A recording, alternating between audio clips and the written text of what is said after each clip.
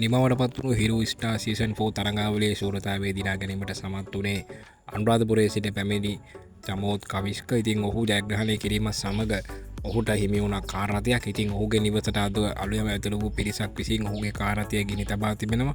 ඉතින් මේක කිසිසේත්ම අනුමත කරන්න බැරි තත්ත්වයක්. මොකද ඔහු Facebook සටහනක් මගින් තියලා තිබ්බේ ඔහු ඉතා ආදරෙන් බලාගත් මෙම කාර් රථය ගිනි තැබීම ඔහුගේ හදවත කම්පා කරූ සිද්ධියක් බවට පත් වී ඇති බව. ඉතින් කාර් රථය සම්පූර්ණයෙන්ම විනාශ වෙලා තිබෙනවා. ඉතින් මේකෙන් පේනවා ඔහුට කියන ඔහුගේ මෙම දක්ෂතාවය ඔහුගේ ජනප්‍රියත්වයට ඉරිසියා කරන පුද්ගලයෙක් හෝ කණ්ඩායමක් විසින් මේ දේ සිදු කර ඇති බවයි. ඉතින් අනුරාධපුර විහිංතලේ පොලිසිය විසින් මේ පිළිබඳ පරීක්ෂණ ආරම්භ කරලා තිබෙනවා.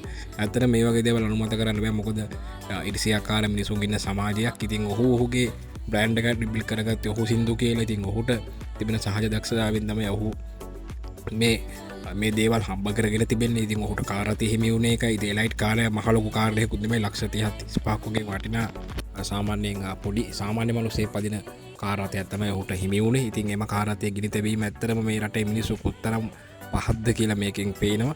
ඉතින් අපි බලාපොරොත්තු වෙනවා අනුරාධපුර පොලිසිය මිහින්තලේ පොලිසිය මේ පිළිබඳ පරීක්ෂණ කරලා අනිවාර්යයෙන් සැකකරුවන් අල්ලලා දඬුවම් ලබා දෙයි කියලා. ඉතින් මේ ගැන ඔයගොල්ලන්ට හිතන අදහස් පහලින් කමෙන්ට් එකකින් දක්වාගෙන යන්න.